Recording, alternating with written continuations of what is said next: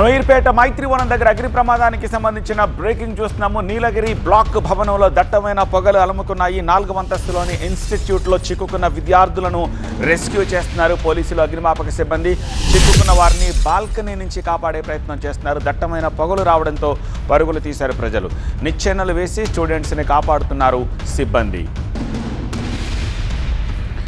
అమీర్పేట అంటేనే కోచింగ్ సెంటర్లు, IT coaching సెంటర్లకు మారుపేరు ఈ ప్రాంతము. ఇన్స్టిట్యూట్లో కోచింగ్ సెంటర్లు అన్నీ ఇక్కడే ఉంటాయి. భవిష్యత్తు మీద ఆశలు పెట్టుకునే స్టూడెంట్స్ వచ్చేది ఇక్కడికే. ఇలాంటి కీలకమైన ప్రాంతంలో అగ్ని ప్రమాదం జరగడం కలకలం రేపింది. చదువులు చెప్పే ఈ ప్రాంతంలో ఇంతటి అగ్ని ప్రమాదం ఎలా జరిగిందన్నది తెలియాల్సి ఉంది. అగ్ని ప్రమాదం జరిగిన ప్రాంతంలోని ఈ కాంప్లెక్స్లో పై అంతస్తుల్లో కోచింగ్ సెంటర్లు, కింది అంతస్తుల్లో కంప్యూటింగ్ విడిభాగాలు, హార్డ్వేర్ దుకాణాలు ఉంటాయి. ఇంతటి జనసమర్థ ప్రాంతంలో ప్రమాదం జరగడంతో విద్యార్థులు కలవరపడ్డారు.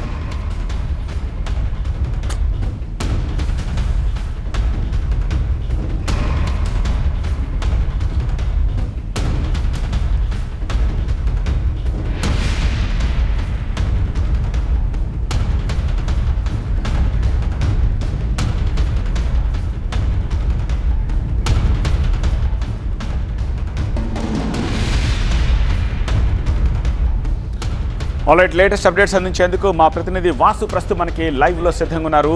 వాసు, ఏం జరిగింది? పోలీసులు ఏం చెప్తున్నారు? రెస్క్యూ ఆపరేషన్ ఎంతవరకు వచ్చింది? ఏమిటి సిచ్యువేషన్?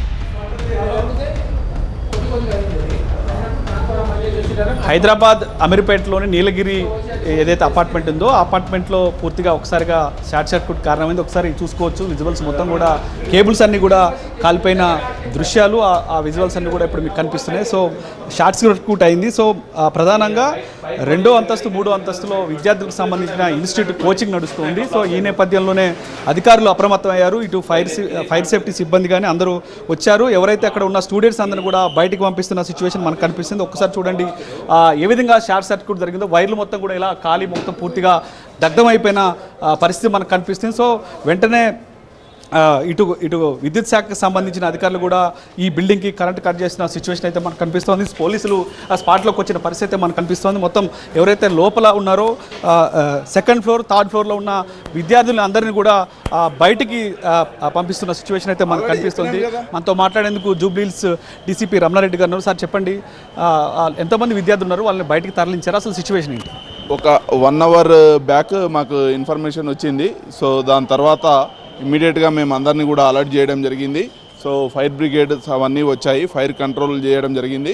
సో ఇక్కడ ఈ కోచింగ్ ఇన్స్టిట్యూట్స్కు వచ్చే అరౌండ్ 100 to 200 స్టూడెంట్స్ ఉన్నారు. వాళ్ళందరినీ కూడా రెస్క్యూ చేసి బయటకు పంపించడం జరిగింది. తర్వాత అన్ని రూమ్స్ కూడా చెక్ చేసి ఎక్కడ కూడా ఎవరు లేకుండా చూడడం జరిగింది. సార్, ఇది మొత్తం టోటల్ ఎన్ని ఫ్లోర్స్ బిల్డింగ్? మీరు 2nd 3rd విద్యార్థులు ఉన్నారు, మిగతా చోట్ల ఏ ఇన్స్టిట్యూట్స్ ఉన్నాయి, లేకపోతే ఏమన్నా షాప్స్ ఉన్నాయా? ఇది total 6 to 7 floors. But major smoke అంతా కూడా 1st, 2nd, 3rd ఫ్లోర్స్లో ఎక్కువ ఉండే. సో అన్నీ కూడా పైకి ఈ బ్లాక్, నీలగిరి బ్లాక్ మొత్తం కూడా అన్నీ కూడా చెక్ చేయడం జరిగింది. ఫర్దర్ కూడా ఒక 2-3 అవర్స్ ఆఫ్టర్నూన్ వరకు కూడా వీళ్ళందరినీ కూడా క్లోజ్ చేసుకొని పెట్టుకోమనడం జరిగింది. ఎందుకంటే ఇది ఫైర్ షార్ట్ సర్క్యూట్ కాబట్టి ఫర్దర్ ఏమన్నా అయ్యే అవకాశం ఉంటుంది కాబట్టి అన్నీ కూడా క్లోజ్ చేసి ఇది క్లియరెన్స్ వచ్చిన తర్వాతనే అన్నీ మళ్ళీ ఓపెన్ చేయాలని చెప్పడం జరిగింది. విద్యార్థులందరినీ బయటికి తరలించారా? ఇంకెవరు ఉన్నారా? చిక్కున్న వాళ్ళు ఎవరు ఉన్నారా? ఇంకా ఎవరు కూడా లేరు. అంతా లోపల అంతా కూడా క్లియర్ చేయడం జరిగింది. ఇంకా ఎవరైనా ఉంటే కూడా పంపిస్తాం. ఇప్పుడు ఏం స్మోక్ లేదు, ఫైర్ లేదు కాబట్టి సేఫ్ నా, ఏం ప్రాబ్లం ఏం లేదు. ప్రమాదానికి ప్రధానంగా షార్ట్ సర్క్యూటే కారణం అంటారు, ఇంకేమన్నా ఉన్నాయి sir? Short circuit further we will verify. చూసుకోవచ్చు ఎక్కడైతే నీలగిరి బ్లాక్ సంబంధించి పూర్తి స్థాయిలో ఎవరైతే 2nd and 3rd ఫ్లోర్లో ఉన్న విద్యార్థులు ఇన్స్టిట్యూట్కి సంబంధించి, ఎందుకంటే 1 అవర్ బ్యాక్ జరిగింది కాబట్టి ఇక్కడ షాప్స్ అన్నీ ఉన్నాయి. ఇప్పుడు మీరు ఏదైతే విజువల్స్లో చూస్తున్నారో ఈ షాప్స్ అన్నీ ఇంకా క్లోజ్ చేసి ఉన్నాయి, షట్టర్స్ ఓపెన్ చేయలేదు కాబట్టి. సో ఇన్స్టిట్యూట్స్కి సంబంధించిన విద్యార్థులు అందరూ కూడా ముందుగానే కోచింగ్ కోసం వచ్చారు కాబట్టి సో ఈ నేపథ్యంలోనే వచ్చిన సిచ్యువేషన్ అయితే మనకు కనిపిస్తోంది. సో అందుకని వాళ్ళందరినీ వెంటనే ఎక్కడైతే ఫైర్ జరిగిందో షార్ట్ సర్క్యూట్, వెంటనే వాళ్ళందరూ కూడా అలర్ట్ అయింది ఫైర్ డిపార్ట్మెంట్. వాళ్ళందరూ కూడా వచ్చిన సిచ్యువేషన్ అయితే మనకి కనిపిస్తున్న పరిస్థితి నెలకొంది. మొత్తానికి పూర్తి స్థాయిలో ఒకసారి మనం చూసుకునే ప్రయత్నం చేద్దాం. ఇక్కడ మొత్తం కూడా ఖాళీ బూడిదైపోయిన విజువల్స్ మనకు కనిపిస్తున్నాయి. సార్, మీరు ఎవరు? ఇక్కడ అపార్ట్మెంటా? ఇది చిన్న షార్ట్ సర్క్యూట్ అయిందండి. ఇక్కడ కొద్దిగా జర్రంతా జస్ట్ అది కొద్దిగా అయిందని చెప్పి ట్రాన్స్ఫారం బంద్ చేయడానికి వెళ్ళినాం. వచ్చే లోపల కొద్దిగా ఎక్కువ అయిపోయింది. ఎక్కువ చెక్కలు ఉన్నాయి కాబట్టి చెక్కలకు అంటుకొని ఇది బర్న్ అయిపోయింది. వర్ణైపేటలో ట్రాన్స్ఫారం బంద్ చేసి వచ్చి వీటికి మట్టి కొట్టి వాటర్ పోస్టాలకు బంద్ అయిపోయింది. ఆ పొగలు అనేవి సెకండ్ ఫ్లోర్కి వెళ్ళింది. సెకండ్ ఫ్లోర్లో స్టూడెంట్ ఉండే వాళ్ళు అట్లకని దుంకడానికి వెళ్ళి అంటే బ్యాక్ సైడ్ కిటికీలు అన్నీ క్లోజ్ చేసారు వాళ్ళు. అది ఓపెన్ చేస్తే పొగలన్నీ బయటికి వెళ్ళిపోతుండే, అది ఓపెన్ చేయలేరు వాళ్ళు. అట్లా అని అక్కడ ఉండిపోయింది వాళ్ళు. మన హైదరాబాద్ సార్ వాళ్ళు వాళ్ళు వచ్చి వాళ్ళని కిందికి దించేసినారు వాళ్ళు. అంటే విద్యార్థులందరూ కూడా అంటే భయంతో పాటు బయట దుంకారా? లేదు, దుంకలేరు వాళ్ళు, బాల్కనీలోకి వెళ్ళిపోయారు మొత్తం అని అంతే. సో ఇప్పుడు షార్ట్ సర్క్యూట్ అయిందిగా, వైరింగ్ మొత్తం కూడా మొత్తం ఉన్న ఫ్లోర్స్ అన్ని కాలిపోయిందా లేకపోతే? ఇది ఒకటే ఫ్లోర్, గ్రౌండ్ ఫ్లోర్ ఒకటే ఫ్లోర్ కాలిపోయింది. మొత్తం ఫ్లోర్లు మంచిగా ఉన్నాయి, అన్ని ఫ్లోర్లు ఏం ప్రాబ్లం ఏం లేదు ఇప్పుడైతే. సో మొత్తం చూసుకోవచ్చు షార్ట్ సర్క్యూట్ అయిన వైర్లు ఒకసారి చూసి ఇక్కడి నుంచే ప్రధానంగా షార్ట్ సర్క్యూట్ జరిగినట్టుగా అధికారులు ప్రాథమికంగా నిర్ధారణకు వచ్చిన సిచ్యువేషన్ మనకు కనిపిస్తోంది. మొత్తం కూడా కాలు బూడిదైపోయిన వైర్లన్నీ కూడా ఇక్కడి నుంచి ఒకసారిగా షార్ట్ సర్క్యూట్ కారణంగా ఒకసారిగా సెకండ్ ఫ్లోర్ థర్డ్ ఫ్లోర్కి మొత్తం కూడా మంటలన్నీ కూడా వ్యాప్తి రావడంతో వెంటనే విద్యార్థులు అలర్ట్ అయ్యి అక్కడి నుంచి కిటికీలు ఓపెన్ చేయడం, ఆ వెనక్కున్న డోర్ ఓపెన్ చేసి బాల్కనీలోకి వెళ్ళిపోయారు. వెళ్ళిపోయిన తర్వాత వెంటనే ఇటు అగ్నిమాపక సిబ్బందికి పోలీసులకి ఒకసారిగా సమాచారం వెళ్ళింది. వెంటనే వాళ్ళందరినీ బాల్కనీ నుంచి సురక్షితంగా బయటికి తీసుకొచ్చారు. ఇందాక మనకి డీసీపీ రమణారెడ్డి చెప్తున్న ప్రకారం ఎవరికి ప్రాణ నష్టం ఎవరికి సంభవించలేదు, అందరినీ కూడా రెస్క్యూ చేశామని చెప్తున్న సిచ్యువేషన్ మనకు కనిపిస్తుంది. వాసు ఫైర్ ఎక్స్టింగ్విషర్స్ ఏమీ లేవా అక్కడ? వాళ్ళు మట్టి కొట్టాము నీళ్లు కొట్టాము అంటున్నారు, ఫైర్ ఎక్స్టింగ్విషర్స్ లేవా? ఫైర్ సేఫ్టీ మెజర్స్ ఆ బిల్డింగ్లో ఎలా ఉన్నాయి? కొన్ని వేల మంది వస్తూ ఉంటారు ఆ ఇన్స్టిట్యూట్లకి, లేకపోతే ఆ కంప్యూటర్ పార్ట్స్ కొనుక్కోవడానికి వాటికి. ఫైర్ ఎక్స్టింగ్విషర్ ప్రస్తావన తీసుకురాకుండా మట్టి కొట్టాము నీళ్లు కొట్టాము అంటున్నాడు అతను. దానికి సంబంధించి ఏం చెప్తున్నారు?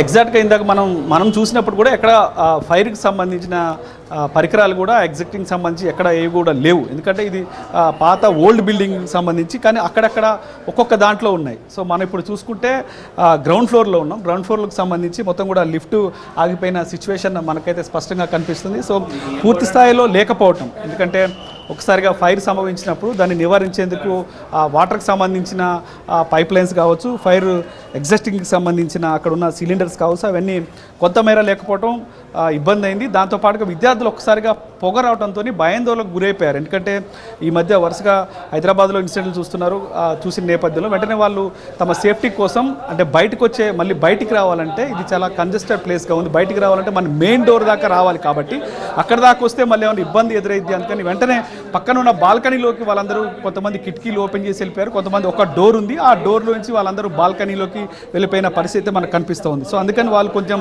సేఫ్ అయ్యారని చెప్పుకోవాలి. ఎందుకంటే మళ్ళీ బయటికి రావడానికి ప్రయత్నం చేస్తే మెయిన్ డోర్ ఓపెన్ కాకపోయినా లేకపోతే అక్కడ ఇంకా దట్టమైన పొగలున్నా మరింత డ్యామేజ్ అయ్యే అవకాశం అయితే మనకు కనిపిస్తుంది. సో అందుకని పూర్తి స్థాయిలో బిల్డింగ్కి సంబంధించి ఇప్పటికే ఫైర్ సేఫ్టీ అధికారులు వచ్చారు, జిహెచ్ఎంసీ అధికారులు వచ్చారు, పూర్తిగా టౌన్ ప్లానింగ్ అధికారులు వచ్చారు, ఫైర్ సేఫ్టీకి సంబంధించి తనిఖీలు కూడా నిర్వహించారు. ఎక్కడ కూడా చాలా చోట్ల ఫైర్ సేఫ్టీకి సంబంధించిన పరికరాలు ఎక్కడ కూడా అందుబాటులో లేవు ఇక్కడ. సో ఇది ఇక్కడ అధికారులు తేల్చిన పరిస్థితి. ఓకే వాసు, మీరు ఇప్పుడు I think Ameerpet metro station పక్కనే ఉన్న బ్లాక్కి బ్యాక్ సైడ్ ఉన్నారు కదా. సో ఫైర్ జనరేట్ అయ్యింది ఈ బ్యాక్ సైడ్ ఉన్న పవర్ పాయింట్ దగ్గర అనుకుంటా. బట్ వెనక నుంచి అంటే మెట్రో స్టేషన్ వైపు నుంచి ఎందుకు దిగాల్సి వచ్చింది? వాళ్ళు ముందు నుంచి చాలా పెద్ద కారిడార్ ఉంటుంది, ఒక లిఫ్ట్ ఉంటుంది, బోల్డ్ స్టెప్స్ ఉంటాయి, వాటి నుంచి కాకుండా వెనక నుంచి రెస్క్యూ చేయాల్సిన అవసరం ఎందుకు వచ్చింది? సో ఎందుకంటే మనతో మాట్లాడడానికి ఇక్కడ ఫైర్ ఆఫీసర్ ఉన్నారు, ఆయనతో మాట్లాడదాం. సార్ మీరు పైకి వెళ్ళారు కదా, మొత్తం సిచ్యువేషన్ చూశారు కదా, ఎవరైతే విద్యార్థులు బ్యాక్ సైడ్ బాల్కనీ నుంచి ఉన్న వాళ్ళు రెస్క్యూ చేశారు, ముందు నుంచి రెస్క్యూ చేసే పరిస్థితి ఏమైనా లేకపోయిందా? వెనక నుంచి ఎందుకు రెస్క్యూ చేయాల్సి వచ్చింది? ముందు నుంచి కొద్దిగా స్మోక్ ఉండటం వల్ల వాళ్ళు ప్యానిక్ చెంది వాళ్ళు ఆ బాల్కనీలోకి వెళ్ళారు, వాళ్ళని అక్కడి నుంచి సేవ్ చేయడం జరిగింది. ఏం లేదు, వీళ్ళు ముందు నుంచి కూడా రావచ్చు, కాకపోతే ప్యానిక్ అయ్యి వాళ్ళు వెనక బాల్కనీలోకి వెళ్ళి బాల్కనీలోంచి రావడం జరిగింది. మేమే తీసుకొని వచ్చాం వాళ్ళని కూడా. ఓకే, ఫైర్ మీరు వెళ్ళినప్పుడు ఫస్ట్ లోపలికి వెళ్ళినప్పుడు అక్కడ పొగ ఉందా లేకపోతే ఏంటి? స్మోక్ ఉన్నది, స్మోక్ క్లియర్ చేసాము, అంతా విండోస్ అన్ని క్లియర్ చేసి మొత్తం స్మోక్ వెళ్ళిపోయింది. ఇప్పుడైతే ఏం లేదు, జీరో. మీరు ఈ మొత్తం బిల్డింగ్ అంతా చూశారు, ఫైర్ సేఫ్టీ మెజర్స్ కానీ పరికరాలు మాత్రం ఎక్కడ కనిపించట్లేదు. మీకేమైనా కనిపించాయా? అబ్జర్వేషన్ చేశారు? ఇంతవరకు ఏం కనిపించలేదు, ఒకసారి ఇన్వెస్టిగేట్ చేయాలి, చూడాలి. ఇంతవరకు బిల్డింగ్ ఏంటి, ఓన్లీ ఫైర్ స్పాటే చూసాము. ఇక్కడ ఒక బిల్డింగ్ ఒకసారి ఇన్స్పెక్ట్ చేస్తాం, ఇన్స్పెక్ట్ చేసి తర్వాత చెప్తాం. ఫైర్ సేఫ్టీ అధికారులు కూడా తనిఖీ చేసాము. ఇప్పుడు మేము ఎక్కడైతే బిల్డింగ్కి సంబంధించి 6 ఫ్లోర్లు వెళ్ళాం, ఎక్కడ మాకు ఫైర్ సేఫ్టీకి సంబంధించిన పరికరాలు కూడా ఇక్కడ కనపడలేదంటూ స్వయంగా ఆయన చెప్తున్న సిచ్యువేషన్ కనిపిస్తుంది. ఎక్కడైతే వెంటనే ఫైర్ జరిగినప్పుడే విద్యార్థులు ఒకసారిగా భయాందోళనకు గురి, ఎందుకంటే మెయిన్ డోర్ దగ్గరికి రావాలంటే కొంత చాలా ముందుకు నడుచుకుంటూ రావాల్సి వస్తుంది. వెంటనే బాల్కనీ పక్కనే ఉంది కాబట్టి బాల్కనీలోకి వెళ్ళారంటూ కూడా చెప్తున్న సిచ్యువేషన్ నెలకొంది. బాల్కనీ నుంచి వాళ్ళందరినీ రెస్క్యూ చేసామంటూ కూడా ఇటు ఫైర్ అధికారులు చెప్తున్నారు. కంప్లీట్గా ఈ బిల్డింగ్ అయితే వాళ్ళు ఇప్పుడు చెప్తున్న ప్రకారం మేము అన్ని ఫ్లోర్లు తిరిగాం, ఎక్కడ మాకు ఫైర్ సేఫ్టీ మెజర్మెంట్స్ కానీ దానికి అనుకూలంగా తీసుకున్న ఎక్కడైనా వాటర్ లైన్స్ కానీ ఎక్కడా లేవని ఫైర్ సేఫ్టీ అధికారులు చెప్తున్న సిచ్యువేషన్ అయితే ఇక్కడ ఉంది. ఆల్ రైట్ వాసు, అది పరిస్థితి. అమీర్పేట నీలగిరి టవర్స్లో మంటలైతే చల్లారాయి. గ్రౌండ్ ఫ్లోర్లో షార్ట్ సర్క్యూట్ అయ్యింది. ఆ స్మోక్ ఫస్ట్, సెకండ్, థర్డ్ ఫ్లోర్లకు అలాగా ఎక్స్టెండ్ అయ్యింది. సో సెకండ్, థర్డ్ ఫ్లోర్లో, ఫోర్త్ ఫ్లోర్లో ఉన్న వాళ్ళని రెస్క్యూ చేయడానికి ఫైర్ ఫైటర్స్ వచ్చిన తర్వాత వాళ్ళు ఇచ్చిన లేడర్స్ తోటి బాల్కనీలోంచి బయటకు వచ్చారు. నిజానికి ముందు నుంచి కూడా బయటకు వచ్చే అవకాశం ఉంది, కానీ స్టూడెంట్స్ ప్యానిక్ అయ్యారు. ఫైర్ జనరేట్ అయింది, స్మోక్ జనరేట్ అయింది. సో వాళ్ళు ఇమ్మీడియట్గా వెనకనున్న బాల్కనీ విండోస్ ఓపెన్ చేసి బాల్కనీకి వచ్చేసారు. సో అక్కడి నుంచి వాళ్ళని రెస్క్యూ చేసి కిందికి తీసుకొస్తున్న దృశ్యాలను చూస్తున్నాము. గ్రౌండ్ ఫ్లోర్లో షార్ట్ సర్క్యూట్ తోటి ఆ పవర్ పాయింట్స్ మొత్తం కూడా బర్న్ అయిపోయి కాలిపోయిన దృశ్యాలను కూడా ఇప్పటివరకు మా ప్రతినిధి వాసు అందించిన లైవ్ రిపోర్టింగ్లో చూసాము. ఆ మంటల్ని గుర్తించి విద్యుత్ సరఫరా ఆపేసే లోపే ఈ స్మోక్ అంతా కూడా పై ఫ్లోర్లకు వెళ్ళిపోవడంతో పిల్లలు ప్యానిక్ అయిపోయారు. దాంతో భయపడిపోయి వెనక్కున్న బాల్కనీలోకి వచ్చేసి అక్కడి నుంచి వాళ్ళు బయటకు వచ్చారు. మాజీ మంత్రి తలసాని శ్రీనివాస్ యాదవ్ అక్కడికి చేరుకున్న దృశ్యాలని చూస్తున్నాము.